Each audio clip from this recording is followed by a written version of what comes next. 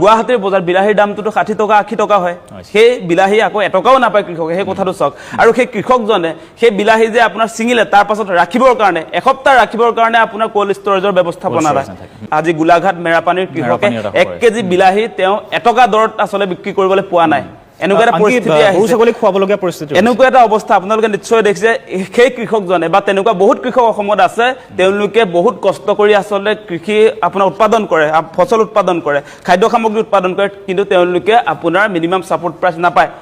আজি নিশ্চয় আপোনালোকে খবৰ লাভ কৰিছে যে আপুনি কৈছে ইতিমধ্যে যে সুলভ মূল্যৰ দোকানৰ পৰা এতিয়া মানে দাইল আৰু নিমখ সেইখিনি আৰু জুনৰ 1 তাৰিখৰ পৰা পোৱা নাযাব এইটো এটা ভয়ংকৰ এটা খবৰ আহিছে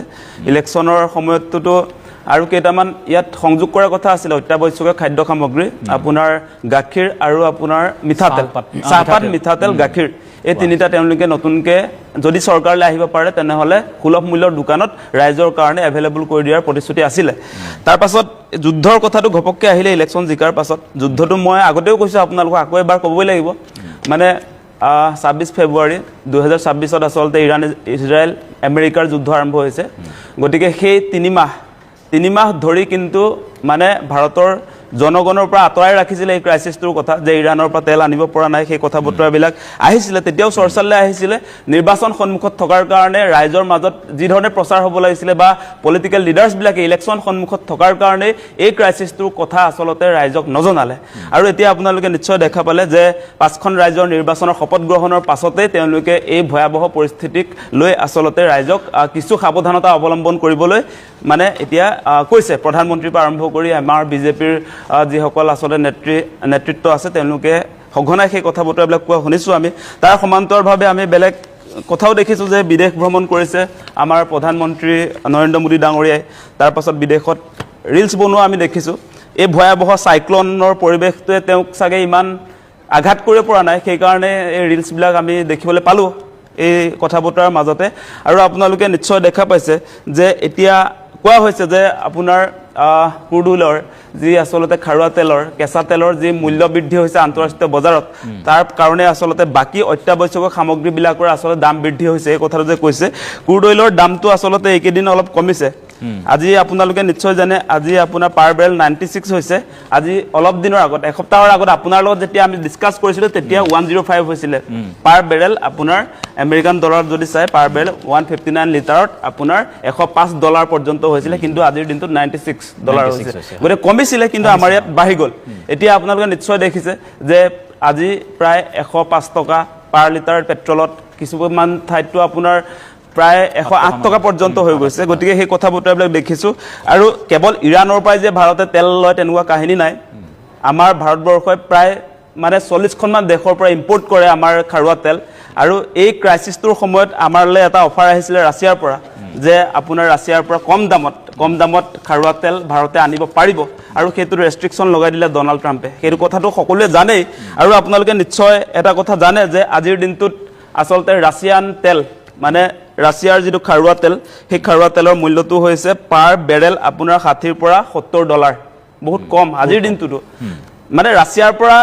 এতিয়া ভাৰতে যদি অনা হলে ৰাছিয়াৰ পৰা যদি তেলটো আনে কিন্তু আপুনি ষ্টেজ অফ এই যে হৰমুজৰ কথাটো যে কৈছে হৰমুজ প্ৰণালী টাচ কৰিব নালাগে ৰাছিয়াৰ পৰা যদি ইম্পৰ্ট কৰিব লাগে খাৰুৱা তেল তেতিয়া হলে বেলেগ আপোনাৰ আটলান্টিক মহাসাগৰে দি আহিব কিন্তু আপোনাৰ ইৰাণ টাচ নকৰে গতিকে সেই ক্ষেত্ৰত যদি আমি আপোনাৰ ৰাছিয়াৰ পৰা তেলটো এই বিপদৰ সময়ত আনিব পৰা হলে যথেষ্ট পৰিমাণে আমি সকাহ পালোহেতেন কিন্তু এই ক্ষেত্ৰত আমি দেখিছো যে মোদী চৰকাৰ বিফল হৈছে তেওঁ আসলতে যি ধৰণে বৈদেশিক নীতি অৱলম্বন কৰিব লাগিছিল বিশ্বগুৰু হিচাপে তেওঁৰ যি ধৰণৰ প্ৰভাৱ সমগ্ৰ বিশ্বত থাকিব লাগিছিল সেইটো আমি দেখিবলৈ পোৱা নাই কাৰণ ডনাল্ড ট্ৰাম্পৰ ভাবুকিৰ কাৰণে আসলতে ৰাছিয়াৰ পৰা এতিয়া তেল আনিব নোৱাৰো অধিক দামত আপোনাৰ আমেৰিকাৰ পৰা আপোনাৰ তেল আনিব লাগে সেই কথা কৈছে ডনাল্ড ট্ৰাম্পে আৰু আজিৰ দিনটোত আমেৰিকাৰ তেল আটাইতকৈ বেছি দাম $87 পৰা 97 আপোনাৰ আমেৰিকাৰ তেলে আটাইতকৈ দাম আৰু আমি অধিক দাম দি আসলতে আপোনাৰ সেই খাৰুৱা তেল ভাৰতলৈ আনিবলগীয়া হৈছে আমেৰিকাৰ ভয়ত বা ডনাল্ড ট্ৰাম্পৰ ভয়ত আৰু তাৰ কাৰণে আমাৰ সন্মুখত ক্ৰাইসিসটো সদায় বাঢ়ি গৈ আছে আৰু এইটো মুখামুখি কৰিব পৰাকে মুখামুখি হ'ব পৰাকে এতিয়া ভাৰত চৰকাৰ বা আমাৰ ষ্টেট গভৰ্ণমেণ্টখন কিমান আপোনাৰ তেওঁলোক আসলে ফলপ্ৰসূ হৈছে আপোনালোকে নিশ্চয় দেখা পাইছে আজি আৰু এটা খবৰ আহিছে যে কৃষকে আজিৰ দিনটোত আজি গোলাঘাট মেৰাপানীৰ কৃষকে 1 কেজি বিলাহী তেওঁ এটকা দৰত আসলে বিক্ৰী কৰিবলৈ পোৱা নাই এনেকুৱা এটা পৰিস্থিতি গৰু ছাগলী খুৱাবলগীয়া পৰিস্থিতি এনেকুৱা এটা অৱস্থা আপোনালোকে নিশ্চয় দেখিছে সেই কৃষকজনে বা তেনেকুৱা বহুত কৃষক অসমত আছে তেওঁলোকে বহুত কষ্ট কৰি আচলতে কৃষি আপোনাৰ উৎপাদন কৰে ফচল উৎপাদন কৰে খাদ্য সামগ্ৰী উৎপাদন কৰে কিন্তু তেওঁলোকে আপোনাৰ মিনিমাম ছাপোৰ্ট প্ৰাইচ নাপায় সমৰ্থন মূল্য নাপায় আচলতে কিমান দামত আজিৰ দিনটোত আচলতে গোটেই বজাৰ ব্যৱস্থাবিলাক যদি চাই আপোনালোকে এতিয়া আপোনাৰ গুৱাহাটীৰ বজাৰ বিলাহীৰ দামটোতো 60 টকা 80 টকা হয় সেই বিলাহী আকৌ এটকাও নাপায় কৃষকে সেই কথাটো চাওক আৰু সেই কৃষকজনে সেই বিলাহী যে আপোনাৰ ছিঙিলে তাৰ পাছত ৰাখিবৰ কাৰণে এসপ্তাহ ৰাখিবৰ কাৰণে আপোনাৰ কোল্ড ষ্টৰেজৰ ব্যৱস্থাপনা নাই সেইটো বহুত ডাঙৰ এটা কথা আপোনালোকে জানে যে আমাৰ অসমৰ কৃষকে উৎপাদনমুখী নহয় বুলি বহুতে কয় কিন্তু উৎপাদন কৰা কৃষকৰ কি অৱস্থা আজি নিশ্চয় দেখা পাইছে কিন্তু লক্ষ্য পেট্ৰল ডিজেলৰ যিটো মূল্য বৃদ্ধি আন্তঃৰাষ্ট্ৰীয় বজাৰত আপোনাৰ দামটো যে বাঢ়িছে এই কথাটোত আমি এটা বস্তু যদি চাওঁ যে ইয়াত ভাৰতীয় টকাৰ পতনেও এইটো এটা কাৰণ হৈছে আপোনালোকে নিশ্চয় দেখিছে যে মোদীয়ে এটা কথা কৈ আছিলে 2013-14 চনত যেতিয়া তেওঁ প্ৰধানমন্ত্ৰীৰ কেণ্ডিডেট আছিলে তেতিয়া ডলাৰ পতন মানে কি ভাৰতীয় টকাৰ আচলতে যি ধৰণৰ পতন হৈছিলে ডলাৰৰ সমপৰ্যায় কৰিম বুলি তেওঁ প্ৰতিশ্ৰুতি দিছিলে আপোনালোকে নিশ্চয় দেখিছে আৰু ভাৰত স্বাধীনৰ সময়ত মোৰ অলপ তথ্য আছে সেইটো যদি আমি এবাৰ চাব পাৰো মানে 1947ত আমাৰ সময় যেটো 1947ত আপোনাৰ আমাৰ ভাৰতীয় টকা আৰু ইউএছ ডলাৰ মাজত কম্পেয়াৰ যদি কৰিবলৈ যায় তেতিয়া তিনি আপোনাৰ মানে কি 3 টকা আছিলে মানে এটা ডলাৰ পাবলৈ হলে 3 টকা আছিলে 47 চনত তাৰ পাছত 2000 আপোনাৰ মোদীয়ে যেতিয়া কথাটো কৈছিলে তেওঁ 2013-14 চনত যেতিয়া কৈ আছিল কথাটো তেতিয়া আছিলে আপোনাৰ 54 টকা মানে 15 মে 2013 চনৰ 15 মে মোদীৰ এটা ভাষণ আছে তেতিয়া আপোনাৰ 54 আপোনাৰ 73 টকা আছিলে তাৰ পাছত আপোনাৰ 2014 চনৰ 15 মেত হেতু 59.44 হৈছিলে গৈ আৰু তাৰ পাছত সেই সময়ছোৱাত তেওঁ মানে সাংঘাতিক ধৰণে আচলতে এই ভাৰতীয় টকাৰ মূল্য পতনক লৈ সাংঘাতিক ধৰণে উৎপাত কৰিছিলে আৰু তেওঁ যদি শাসনলৈ আহে তেনেহলে ইউএছ ডলাৰ সমপৰ্যায়ৰ ভাৰতীয় টকা কৰিব এটকা মানে এটা ইউএছ ডলাৰ সেই কথাটো তেওঁ কৈছিলে আৰু আজিৰ দিনটোত যদি ইউএছ ডলাৰ সমপৰ্যায়ৰ হোৱা হলে আমাৰ পেট্ৰলৰ দামো আপুনি 2 টকা হলহেতেন 2 টকা হলহেতেন সেই ক্ষেত্ৰত আমি ক'ব পাৰো যে মোদী ডাঙৰীয়া সাংঘাতিক ধৰণে আচলতে দেশখন পৰিচালনা কৰাৰ ক্ষেত্ৰত ব্যৰ্থ হৈছে আৰু তেওঁ অৰ্থনৈতিক নীতিটোৰ ক্ষেত্ৰত বিশ্বৰ যিবিলাক আচলতে ইণ্ডাষ্ট্ৰিয়েলিষ্ট আছে যিবিলাক পুঁজিপতি আছে তেওঁলোক যে সন্তুষ্ট নহয় সেই কথাৰ আজি প্ৰমাণ হৈছে কাৰণ ইনভেষ্টমেন্ট বিলাক তেওঁলোকে উঠাই লৈ গৈছে মেক ইন ইণ্ডিয়া যিটো কনসেপ্ট আনিছিলে যে ভাৰততহে আচলতে প্ৰডাকশন কৰিব লাগে বিশ্বৰ যিমান আচলতে পুঁজিপতি মানুহ আছে সকলোৱে ভাৰতলৈ আহক ইয়াত প্ৰডাকশন কৰক ইয়াত ইনভেষ্ট কৰক সেই কথা কৈছিলে এতিয়া আমি দেখিলো যে মোদীৰ দিনত সাংঘাতিক ধৰণে ভাৰতৰ পৰা আচলতে ইনভেষ্টৰ সকলে নিজৰ যিবিলাক ইনভেষ্টমেন্ট আছে এইবোৰ প্ৰত্যাহাৰ কৰিছে এটো মোদী ডাঙৰীয়াৰ আচলতে সাংঘাতিক ধৰণৰ ব্যৰ্থতা যাৰ কাৰণে আমি বৃদ্ধিৰ পৰা আচলতে ইয়াত ওই তই বুলি মন্তব্য কৰা এই ব্যক্তিসকল কোন এইসকল জনপ্ৰতিনিধি হোৱাৰ কিবা যোগ্যতা আছেনে মুখ্যমন্ত্ৰীজনক তেখেতলোকে সন্মান কৰেনে বিধানসভাৰ স্পিকাৰজনক তেখেতলোকে গুৰুত্ব দিয়েনে সেইসকল কোন হয় মই আকৌ কৈছো মাছৰ বজাৰ কাৰোবাৰ আড্ডাৰ থলি বা বেডৰুম নহয় যিখন সদন সেই বিধানসভাৰ পবিত্ৰ সদনখনৰ মজিয়াত যে আপুনি বহি আছে আপুনি 3.5 কোটি মানুহৰ নেতাৰ আগত কথা কৈ আছে 3.5 কোটি জনতাই আপোনালোকৰ মুখলৈ চাই ৰখি আছে 3.5 কোটি জনতাই অসমৰ ৰূপৰেখা প্ৰেক্ষাপটত কি হ'ব গোটেই প্ৰণালীটো চাবৰ কাৰণে ৰখি আছে তাৰ আশা আকাংক্ষা তাত জড়িত হৈ আছে তাত আপোনালোকে ঐ তই সুমা বাবা ঐ কাৰ ঘৈণীকে কি ললে কাৰ ঘৈণীকে খেন্দুৰ নললে কোন বিধায়কৰ কোনজনী ছোৱালীৰ লগত প্ৰেম আছে আপোনাৰ অংগনবাদীৰ ল'ৰা ছোৱালী নেকি আপোনালোকৰ লাজ বোলা বস্তুটো নাই আৰু তাত বহুজন জ্যেষ্ঠ বিধায়কো বহি আছে বহুজন অগ্ৰজ হয় আমাৰ দেউতাৰ বয়সৰ হয় মই যদি আজি বিধানসভা মই যদি বিধায়ক হয় মোৰ দেউতাৰ সময় তাত মানুহ এজন বহি আছে মই কিবা এটা কৈছো মই যদি ভুল কৰিছো বা মোৰ হোৱা নাই বস্তুটো তেখেতে বুজাব লাগে বা ক'ব লাগে এইটো হাউচৰ এটা সিস্টেম নহয় যে এই বস্তুটো এনেকৈ কৰিলে নহয় যুক্তি সহকাৰে তুমি এইটো ৰিপ্লাই কৰিব লাগে তেখেতে সেই আমি দেখিছো বিধানসভাৰ সেই আসনখন তেখেতে বহুবাৰ অলংকিত কৰিছে কেইবাজনো বিধায়কে জ্যেষ্ঠ বিধায়কে তথাপিও তেখেতলোকে শিষ্টাচাৰ বোলা বস্তু মাল নাই আপোনালোকে সেইবোৰ কথা আলোচনা কৰক মানুহৰ ইনকম একে জেগাত ৰৈ আছে মূল্য বৃদ্ধিৰ দামবোৰহে বাঢ়ি গৈ আছে সেইবোৰ কেনেদৰে নিয়ন্ত্ৰণ কৰিব সেই বস্তুবোৰৰ কথা পাতক তাত কাৰোবাৰ ঘৈণীকে সেন্দুৰ নললে কোন মাইকী কালে 10টালে যায় 20টালে যায় আমি সেইবোৰ কথা শুনিব বিচৰা নাই আজি তথৈবচ অৱস্থাৰ সৃষ্টি হৈছে থৰহৰি কম্পমান হৈছে ৰাইজ চলিব পৰা নাই খাব পৰা নাই সাধাৰণ জনতা 4 কোটি জনতাই কি আপোনালোকৰ কি মুখ চুপতি মাৰিবলৈ সেই সদনখনলৈ পঠাইছে নেকি 3 কোটি জনতাক আপোনালোকে গৰু বুলি ভাবে নেকি 3.5 কোটি জনতাৰ কোনো অৰ্থ পদাৰ্থ নাই বুলি ভাবিছে নেকি কেৱল মাত্ৰ আপোনালোকে সৰ্বজান্তা মই আপোনালোকক এইটো কথা আকৌ এবাৰ উনুকাই দিব বিচাৰিছো বিএ পাস এমএ পাস মানুহে 9 ফেল মানুহক ভোট দি আমি প্ৰতিনিধি বনাই থৈছো তথাপিও আমি জ্ঞান কৰিছো আপোনালোকে সৰ্বজান্তা আপোনালোকে সকলো জানে কিবা এটা কৰিব আপোনালোকে কৰক কথাবোৰ সেইবোৰ পাতক জনতাৰ ওচৰৰ পৰা এইবাৰ কিন্তু সাৰিব নোৱাৰিব আপোনালোকৰ এইবোৰ মফচলীয়া কথাৰে তেল দিয়া কথাৰে আপোনালোক সাৰিব নোৱাৰিব সদনখনৰ পবিত্ৰ বিধানসভা সদনখনৰ সেই মৰ্যাদাটো ৰাখক ভৱিষ্যত প্ৰজন্মই যাতে সেই সদনখনলৈ যাবলৈ সাহস কৰে বা সদনখনৰ মাদকতাটো বুজি পায় সেই সদনখনৰ পৰা যে অসমৰ ৰূপৰেখাৰ সৃষ্টি হয় সেই বস্তুবোৰ যাতে বুজি পায় যে সদনখনলৈ গৈ কিবা এটা ভৱিষ্যত প্ৰজন্মৰ কোনোবা যদি যায় প্ৰতিনিধি তালে যায় নে যায় পিছৰ কথা যাব নোৱাৰিব চাগে কিন্তু যদিও যাবলৈ সাহস কৰে কিন্তু আপোনালোকক দেখি ভয় খাব বিয়াঘৰ ৰভাতলিত মাইকী মানুহে ইমান কথা নাপাতে আপোনালোকৰ সদনখনত ইমান ফুচুৰ ফাচাৰ তই মাই কুমাই অংগনবাড়ী ল'ৰা ছোৱালীকেইটা গোটেই কথা পাতে ইমান কথা চাগে ক'বা আড্ডাথলীত নাপাতে আপোনালোকে সেইখন আড্ডাথলী বনাই দিছে ইমান চাগে কথা মাছৰ বজাৰ নাপাতে যিমান আপোনালোকে তাত পাতে গতিকে এইবোৰ নকৰিব জ্যেষ্ঠ বিধায়কসকলৰ প্ৰতি বিনম্ৰতাৰে আহ্বান আপোনালোকে বহুবাৰ সেই সদনখন অলংকিত কৰিছে কিন্তু আপোনালোকৰ চৰিত্ৰ স্বভাৱ সলনি নাই হোৱা একে আছে এইবোৰ সলনি কৰাৰ অত্যন্ত প্ৰয়োজনীয়তা আছে কনিষ্ঠজনে ভুল কৰিলে জ্যেষ্ঠজনে দেখুৱাই দিয়াটো দায়িত্ব কাৰণ আগৰ গৰু যেনি যায় পাছৰ গৰু তেনিয়ে যাব আৰু বহু শিক্ষিত কেইজনমান যদিও ব্যক্তি গৈছে সংগ দুখে পাব তেখেতলোকক সংগ দুখত থাকিলে সংগ দুখেই হ'ব যে সদনখনৰ টাইমটো ৱেষ্ট কৰিব লাগে তেনেকুৱা ধৰণৰ বিষয়বস্তুবোৰে তেখেতলোকৰ মনলৈ আহিব গতিকে মনত ৰাখিব মুখ্যমন্ত্ৰী এজন তাত আছে অসমৰ অভিভাৱক হয় তেখেতে কিবা এটা কৰি আছে কৈ আছে বক্তব্য ৰাখিছে ভাষণ দিছে এইবোৰ বস্তু চাব বিধানসভাৰ স্পীকাৰ অধ্যক্ষজনে কিবা এটা কৈ আছে সেই বস্তুবোৰ গুৰুত্ব দিব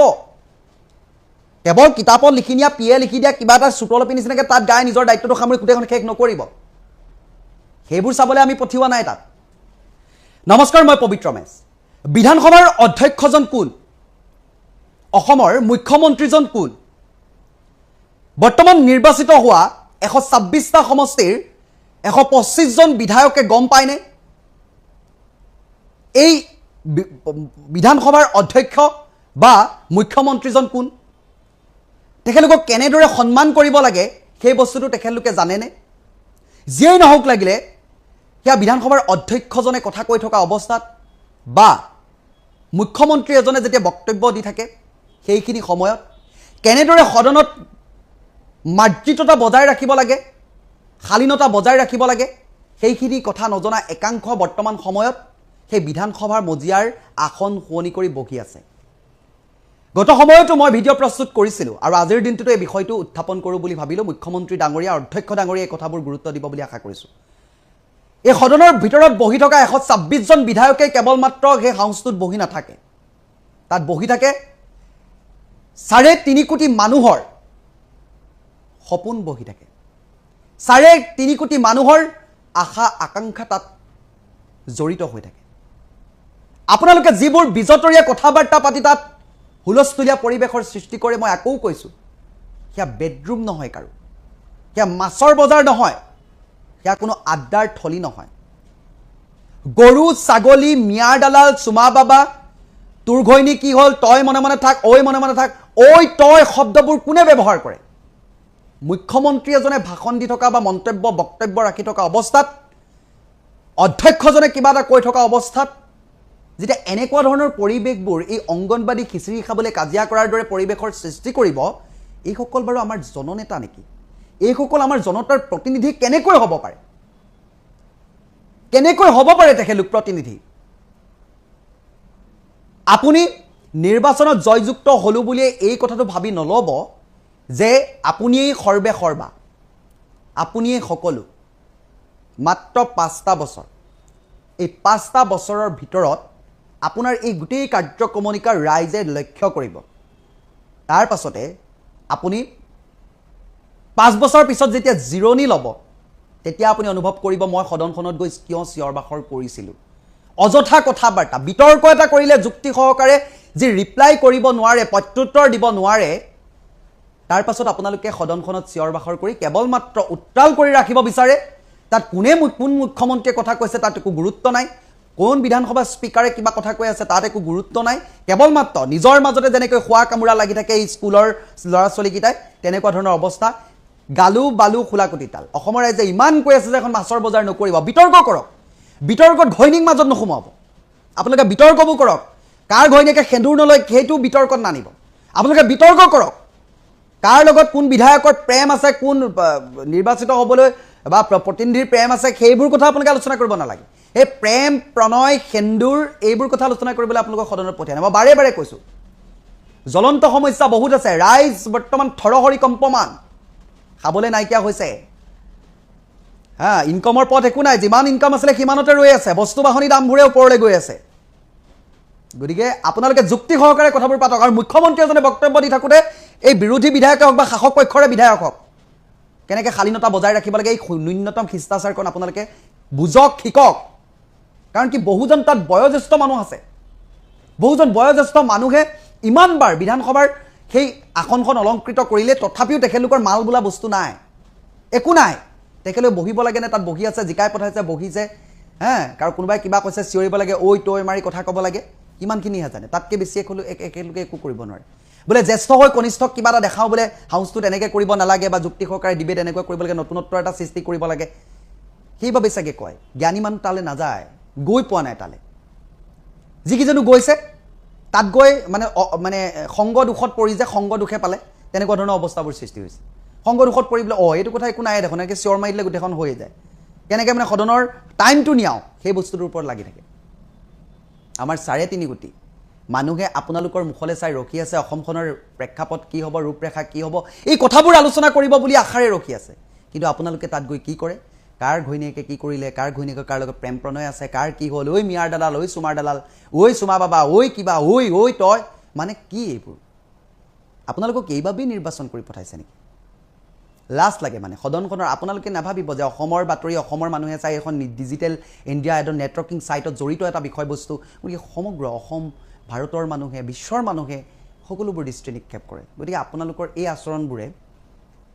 কিমান দূৰ মানে সমাজত প্ৰভাৱ পেলাই এই বস্তুবোৰ ক'ব লাগিব এইখন চৰকাৰে শূন্য সহনশীলতা জিৰ' টলাৰেঞ্চৰ কথা কৈছিলে লগতে দুৰ্নীতি মুক্ত কৈছিলে কিন্তু এতিয়া আমি দেখিবলৈ পাইছোঁ দুৰ্নীতি মুক্তটো আঁতৰি পেলাই দুৰ্নীতি যুক্ত হ'ল অসমীয়াত এষাৰ কথা আছেনে মই পূৰ্বতে কৈছোঁ যে ইঞ্জিনটো যিফালে গতি কৰিব দবাকেইটাও সেইফালে গতি কৰিব ইঞ্জিনটোৰ ওপৰত নিৰ্ভৰশীল হয় আৰু অসমীয়াত আৰু এষাৰ কথা আছে আগে গৰু যেনিয়ে যায় পিছে গৰু তেনিয়ে যায় এতিয়া কথা হৈছে তেওঁলোকৰ মূল ডাইলগটো আছিলে না খাওঁগা না খানে দুংগা কিন্তু এতিয়া এনেকুৱা হৈছে খাওঁগা সিৰ্ফ হম লোগ লেকিন খানে কিসি কো নেহি দুংগা এনেকুৱা টাইপ হৈছে এতিয়া এইখন চৰকাৰৰ বিশ্বজিৎ দৈমাৰী ডাঙৰীয়াৰ যিটো নিউজ আমি দেখা পাইছোঁ সংবাদ মাধ্যমত সঁচাকৈ বহুত আচৰিত কৰি তুলিছে যিগৰাকী ব্যক্তিয়ে মানে বিজুলী বিল ৰাহি কৰিবৰ কাৰণে গছৰ তলত বহিব কৈছিলে তেওঁ এতিয়া নিজে টকাৰ ওপৰত বহি থকা আমি দেখিবলৈ পালোঁ তেওঁৰ যিখন দুৰ্নীতিৰ লিষ্ট ওলাইছে সঁচাকৈ আচলতে তেওঁ এখন টকাৰ ওপৰতে বহি আছিলে ভেনিটি বেনেই চাব নে বিধায়কসকলক লেপটপ বা টেব দিয়াৰ ক্ষেত্ৰতে চাব বা বিধায়কসকলৰ মানে কেণ্টিঙৰ যিটো খোৱা এসাঁজ ভাতৰ যিটো মানে আপোনাৰ এমাউণ্ট আচৰিত লাগিছে মানে সংবাদ মাধ্যমত আমি দেখিছোঁ এতিয়া কথা হৈছে যে এইবিলাকতো মুখ্যমন্ত্ৰী ডাঙৰীয়াইতো জানে নিশ্চয় কাৰণ তেওঁ সৰ্বা তেওঁ যিহেতু কংগ্ৰেছৰ ভিতৰত কি হৈ আছে বা কোনজন ব্যক্তিয়ে কাৰ লগত কথা পাতি আছে আমাৰ ৰিচাৰ্চ ডিপাৰ্টমেণ্টৰ লেটাৰ তেওঁৰ ওচৰত আহে তেওঁ সেইদিনাখন বিধানসভাত ৰিচাৰ্চ ডিপাৰ্টমেণ্টৰ আমি কি ৰিচাৰ্চ কৰিছোঁ সেই ওপৰত তেওঁ নিজে মোবাইলত পঢ়ি শুনাইছে তেনে ক্ষেত্ৰত নিজৰে দলৰে লগতে বিধানসভাৰ এজন অধ্যক্ষ হয় তো সেই অধ্যক্ষজনে কি কৰিছে কি নাই কৰা তেওঁতো জানে তেওঁতো নখ দৰ্পণত আছে তেওঁ মানুহৰ মুখ দেখিলেই ক'ব পাৰে মুখ খোলাৰ লগে লগে তেওঁ সকলো কথা গম পায় তেনেহ'লে ক'ৰবাত ন ক'ৰবাত আমি সেই অজগৰডাল বিচাৰিব লাগিব আমি সেই অজগৰডাল বিচাৰিবলৈ আজি যদি মই আপোনাক জনাওঁ দেখিবলৈ পাইছোঁ নিউজত দেখিবলৈ পোৱা কথা দেই জনতাক মানে 1250 টকা সীমাবদ্ধ ৰাখিছে আৰু উইপোক আমি আগৰ পৰা দেখি আছোঁ ইমান বিধানসভা আমি দেখিলোঁ টিভিতে হওক দেখিছোঁ ন আজিলৈকে শুনা নাই যে উইপুক মানে বিধানসভাত সোমাইছে বাৰু যিয়ে নহওক উইপুক যে সোমালে উইপুক আকৌ মানে আপোনাৰ ডেষ্ট্ৰয় কৰাৰ ক্ষেত্ৰত 4 কোটি টকা এই কেনেকুৱা ধৰণৰ উইপুক হ'ব মানে এইটো ভাবকচোন উইপুক নে উই লুক মানে ধৰিব পৰা নাই তাৰপিছত যদি চাই আপোনাৰ 60,000 টকীয়া লেপটপৰ বিল দেখুৱাইছে প্ৰায় 3 কোটি টকা তাৰপিছত যদি চাই বিধানসভাত উইপুকটো মই ক'লোৱেই আৰু প্ৰতিসাঁজ ভাতৰ নামত কিমান প্ৰায় 2,000 টকাকৈ মানে ভাতে খাইছেনে নে কহিনুৰ হীৰা খাইছে বুজিব পৰা নাই সঁচাকৈ তেওঁলোকতো দেৱতা একোজন সিদিনা চেণ্ট্ৰেল গুৱাহাটী বিধায়ক সন্মানীয় বিজয় গুপ্তা ডাঙৰীয়াই ক'লে যে লক্ষ্মী ফাইনেন্স মিনিষ্টাৰ তাৰপিছত দুৰ্গা ডিফেন্স মিনিষ্টাৰ এনেকৈ তেওঁ কৈছিলে আমাৰ দেৱ দেৱীসকলক তেওঁ ভগৱানৰ লগত তুলনা কৰি আমাৰ দেৱ দেৱীসকলক তেওঁ ৰাজনীতিবিদৰ লগত তুলনা কৰিলে মন্ত্ৰীৰ লগত তুলনা কৰিলে মন্ত্ৰীসকলে হৈছে আপোনাৰ দুৰ্নীতিপৰায়ণ সকলোৱে জানে খুব বেছি কম বেছি পৰিমাণে তো ভগৱানক আনিছে তেওঁ মানে এইটো বুজাব বিচাৰিছে যদি বিধানসভাত যদি ভগৱান আছে আৰু ৰূপজ্যোতি কুৰ্মী ডাঙৰীয়া অলপ দিন আগতে কৈছিলে যে মুখ্যমন্ত্ৰী ডাঙৰীয়া বিষ্ণুৰ অৱতাৰ সাক্ষাৎ বিধানসভাত গোটেইকেইজন বিষ্ণু অৱতাৰ শিৱ হনুমান সকলো বহিয়ে আছে তো ভগৱানে জানো খানা খায় ভগৱানে খানা নাখায় নহয় তো 2000 টকাৰ এনেকুৱা কি খানা খালে যিটো সময়ত সাধাৰণ ৰাইজে এসাঁজ খালে ৰাতি সাঁজৰ কাৰণে চিন্তা গেছটোৱে কিনিবনে চাউলে কিনিবনে মিঠাতেলে কিনিবনে নিজৰ মেডিচিনছবিলাকে কিনিবনে ল'ৰা ছোৱালীক এডুকেশ্যনে দিব নে হেল্থৰ ওপৰতে চিন্তা কৰিব সেইটো সময়ত 2000 টকা খানা খাইছে কিহৰ কাৰণে ৰাইজৰ সমস্যাবিলাক উত্থাপন কৰিবলৈ বিধানসভা যাওঁতে তেওঁলোকে 2000 টকা খাইছে ৰাইজৰ সমস্যাবিলাক উত্থাপন কৰিছা তোমালোক ৰাইজৰ সেৱক হয় ৰাইজৰ তোমালোকে সমস্যাবিলাক উত্থাপন কৰিবহে গৈছা কোনোটো যুদ্ধ কৰিব যোৱা নাই কষ্ট কৰা কাম নহয় নোখোৱাকৈ হ'লেও তোমালোকে কাম কৰিব লাগিব 2000 টকা খানা কেনেকুৱা ধৰণৰ এইটো আচৰিত কথা ভাবিলে মানে আচৰিত লাগে আমি ক'ত বাস কৰি আছো অৱশ্যে কম কি আমি ক'বহে পাৰোঁ ৰাইজে আমাক 19 টকা দিছে ধৰক ক'বলৈ গ'লে আৰু তেওঁলোকক 102 টকা দিছে এতিয়া ৰাইজে হয়তো তেওঁলোকক এনেধৰণৰ কামবিলাকত যে ভাল পাইছে সঁহাৰি জনাইছে এতিয়া বিধায়কসকলে খোৱাৰ নামত 2000 টকা ব্যয় হৈছে হা লেপটপ কম্পিউটাৰ নামত 60000 টকা উইপুকৰ নামত 4 কোটি টকা ৰাইজে চাগে ভাল পাইছে ক'ৰবাত চাগে তেওঁলোকে 2000 টকা খোৱাটো বিচাৰিছে মন্ত্ৰী বিধায়কসকলে বিধানসভাত কাৰণ আমাক 19 টকা দিছে আৰু তেওঁলোকক 102 টকা দিছে কিন্তু আমি তথাপিতো ক'বই লাগিব ন ভুলটো ভুল বুলি ক'বই লাগিব এনেকুৱা ধৰণৰ যদি পৰিস্থিতি হয় আৰু মই কৈছোঁ যে বিশ্বজিৎ দৈমাৰী ডাঙৰীয়া সেইগৰাকীয়ে ব্যক্তি আছে যিগৰাকীয়ে গছৰ তলত বহিব গৈছিলে তেওঁনো বাৰু ইমান বিলাসী জীৱন কিহৰ কাৰণে ভেনিটি ভেনৰ পৰা আদি কৰি এইবিলাক দুৰ্নীতি কিহৰ কাৰণে টকাবিলাক কি কৰিব টকা নালাগে নহয় তেওঁক টকা কিয় লাগে ইমান ভাল ভাল জ্ঞান দিয়া মানুহজনে ভাল নেদেখে নহয় এতিয়া মুখ্যমন্ত্ৰী ডাঙৰীক এটাই অনুৰোধ কৰিলোঁ কাৰণ যিমান দূৰ জানো তেওঁ জ্ঞাত হ'বই লাগিব কাৰণ তেওঁ যদি জ্ঞাত নহয় তেওঁ জ্ঞাত অবিহনেতো ইমান সম্ভৱ নহয় ইমানটো সম্ভৱ নহয় তেওঁ নখ দৰ্পণত সকলোবিলাক আছে এতিয়া মেইন কথা আছে অজগৰডাল ধৰিব লাগে অজগৰডাল কোন এইটো বহুত লাজৰ কথা খুব মানে চবেই এতিয়া ছ'চিয়েল মিডিয়াত চাবই নোৱাৰি চবেই লিখিছে মানে ইমান এটা ভয়ংকৰ কাণ্ড ভাবকচোন কেনেকুৱা ধৰণৰ সেইটো উইপুক হ'ব বাৰু 4 কোটি টকা আজিলৈকেতো শুনা নাছিলোঁ মানে ভাবিলেই মানে কিবা হাঁহিও উঠে অদ্ভুতো লাগে সেইকাৰণে কৈছোঁ যে ইঞ্জিনটো যিফালে যাব ডবাবিলাকো সেইফালেই যাব মৃগেন শৰণীয়া ডাঙৰীয়া কি আপোনালোকে জনতাক মূৰ্খ বুলি ভাবিছে নেকি আপোনালোকে কিবা ক'ব আমি শুনিম আপোনালোক ভাওৰীয়া আমি দৰ্শক আপোনালোকে ভাও দিছে আমি চাইছোঁ আপোনালোকে পাৰ্পল চিটি কৰিব কোনবোৰ বিষয়বস্তুৰ পৰা আমাক আঁতৰাই ৰাখিবৰ বাবে এই ভেকু ভাওনাখন ৰচনা কৰা হৈছে আপোনালোকে পাৰ্পল চিটি পিছত কৰিব পোন প্ৰথমতে আপোনালোকে গুৱাহাটীখন কেনেকৈ বানমুক্ত কৰিব পাৰি নলা নৰ্দমা কেনেকৈ কৰ্তব্যময় নাইকিয়া কৰিব পাৰি কেনেকৈ অত্যাধিক ডাষ্টবিনৰ ব্যৱস্থা কৰিব পাৰি 100 মিটাৰ আন্তৰি কেনেকৈ চিচিটিভিৰ ব্যৱস্থা কৰিব পাৰি এইসকলৰ ওপৰত ফাইনৰ ব্যৱস্থা কেনেকৈ কৰিব পাৰি ষ্ট্ৰীট লাইট কেনেকৈ ব্যৱস্থা কৰিব পাৰি ভৰলুখন যাতে বাহিৰৰ পৰা খেলুৱৈসকল আহিলে খেলুৱৈসকলৰ লগত অহা মানুহে দেখিলে ভৰলুখন যাতে দেখি চিচি চাচা থুথু ঠাটা নকৰে তাৰ বাবে ওপৰত যাতে তিৰপাল পাৰিব নালাগে তাৰ ব্যৱস্থাটো কেনেকৈ নাইকিয়া কৰিব পাৰি বানমুক্ত গুৱাহাটী মহানগৰখন কেনেকৈ কৰিব পাৰি আপোনালোকৰ পাৰ্পল চিটি ৰং ৰাইজৰ টেক্সৰ পইচাৰে যি কাৰ্যপ্ৰণালী কৰিম বুলি ভাবিছে গোটেইখন বেঙুনীয়া কৰি হা পাৰ্পল আপোনালোকে কৰি চিটিখন যি কৰিম বুলি ভাবিছে এজাক বৰষুণতে যেতিয়া পাৰ্পল গৈ গেৰুৱা কালাৰ হৈ যাব তেতিয়া আপোনালোকৰ সেই ৰাইজৰ টেক্সৰ তাৰ পাছত আপোনালোকে ৰাইজৰ টেক্সৰ পইচা অবাবত খৰচ কৰিলে সেইটো উত্তৰ দিব পাৰিবনে নোৱাৰে ৰাইজৰ কৰৰ পইচা আপোনালোকৰ ঘৰৰ পইচা নহয় আপোনালোকে ঘৰৰ পইচাৰ দৰে আপোনাৰ ঘৰৰ সন্দুকৰ দৰে এটিএমৰ পইচাৰ দৰে অবাবত ৰাইজৰ টকা খৰচ কৰিব নোৱাৰে আপুনি মেয়ৰ হোৱাৰ পৰা নতুনত্ব কি কৰিলে গুৱাহাটী মহানগৰখনৰ বিষয়ে আপুনি অকণ খাতিয়ন দাঙি ধৰক আপুনিতো গুৱাহাটী মেয়ৰ হয় আপুনি কি কৰিব পাৰিলে গুৱাহাটী মহানগৰৰ উন্নয়নৰ বাবে একো নাই গতানুগতিক আপোনালোকৰ জিএমচিৰ যিখিনি মানুহ আহে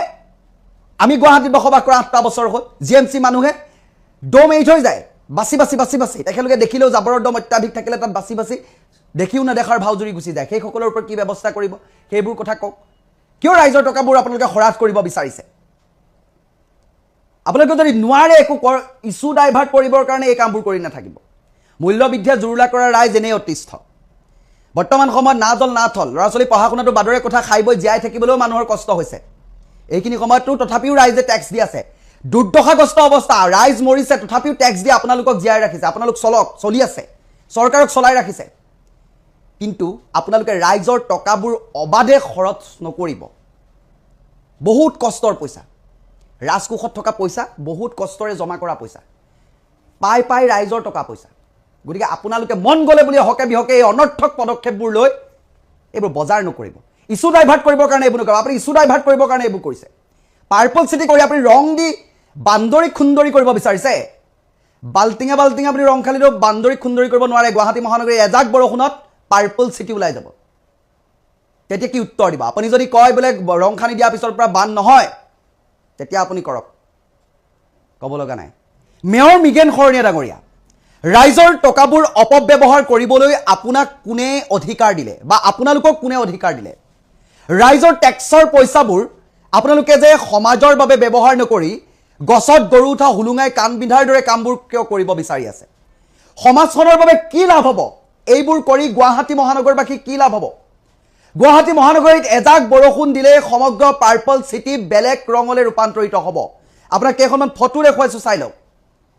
গুৱাহাটীত যেতিয়া এজাক বৰষুণ দিয়ে নাজল নাথল অৱস্থা হয় এইদৰে তথৈবচয় মানুহে এডিঙি পৰ্যন্ত হয় পোনপ্ৰথমে আপোনালোকে কেনেকৈ গুৱাহাটী মহানগৰ বানমুক্ত কৰিব লাগে সেইবোৰ বস্তু পৰিকল্পনা কৰক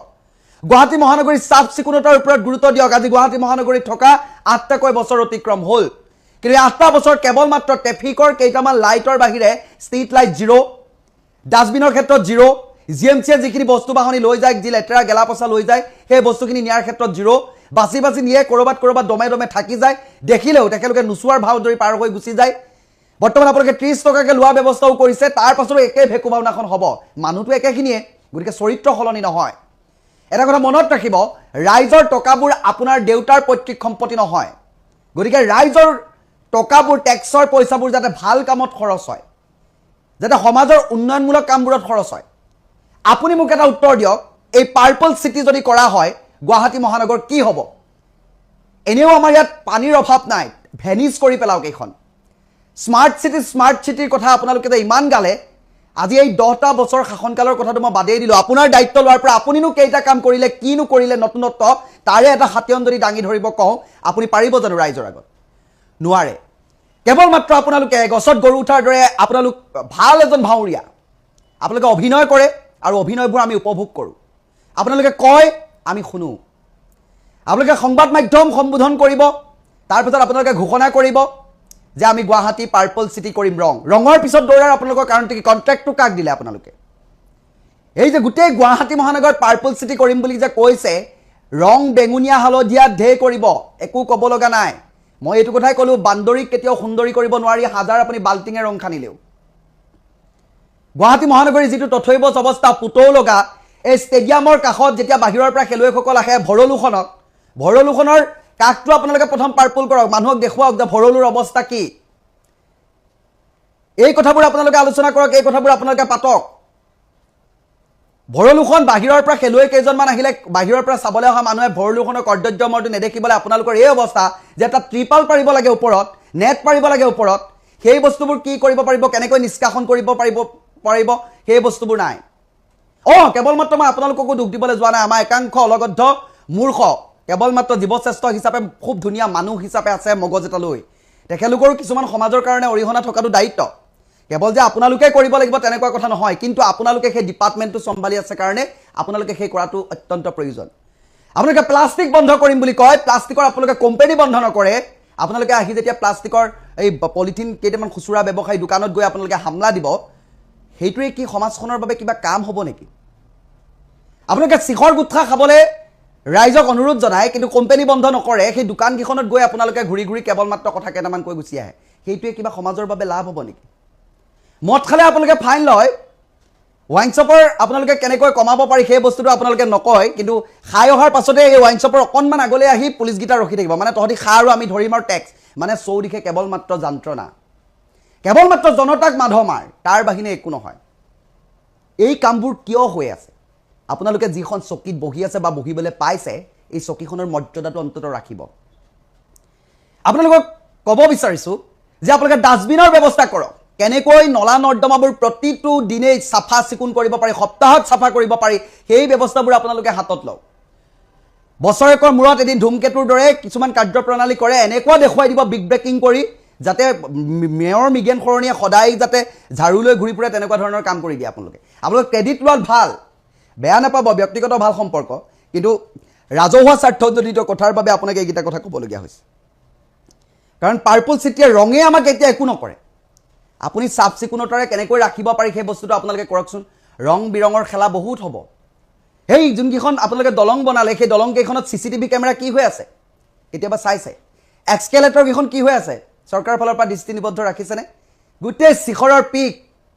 মই এইটো কথা আপোনালোকক দুখ দিব যোৱা নাই কিন্তু তাত সিকিউৰিটি এপইণ্ট কৰা হৈছে আপোনালোকে এইখিনি কথা আপোনালোকক সোপা ঢিলাই আইনবোৰৰ কাৰণে এই ব্যৱস্থা হয় দলঙত বোলে পিক পেলালে CCTV কেমেৰা দেখিব যোনে পৰাব 500,000 শুনিছিলে নাই ৰাইজে শুনিছিলে 500,000 টকা বোলে ফাইন ভৰাব কি হ'ল সেইবোৰ কৰিলে জানো নকৰিলে আপোনালোকৰ সোপা ঢিলা নীতিৰ বাবে কৰবা প্লাষ্টিক যদি জাবৰ জোথৰ এনেকৈ পেলাই বোলে তেতিয়া তেখেতলোকৰ ওপৰত CCTV ব্যৱস্থা কৰা হ'ব সেইখিনিৰ ওপৰত কিবা ব্যৱস্থা কৰা হ'ল জানো নহ'ল একো নাই গুৱাহাটী মহানগৰীত প্ৰায় সংখ্যক গলি দেখোন অন্ধকাৰে হৈ থাকে ষ্ট্ৰীট লাইটৰ অভাৱত সেইবোৰ কিবা কৰা হ'ল নেকি একো নহ'ল মুঠতে কেৱল মাত্ৰ কথাৰ ফুলজাৰি হ'ল আপোনালোকে কৈছে আমি শুনিছোঁ আপোনালোক ভাৱৰীয়া আমি দৰ্শক আমি চাইছোঁ আপোনালোকে অভিনয় কৰি আছে আমি চাইছোঁ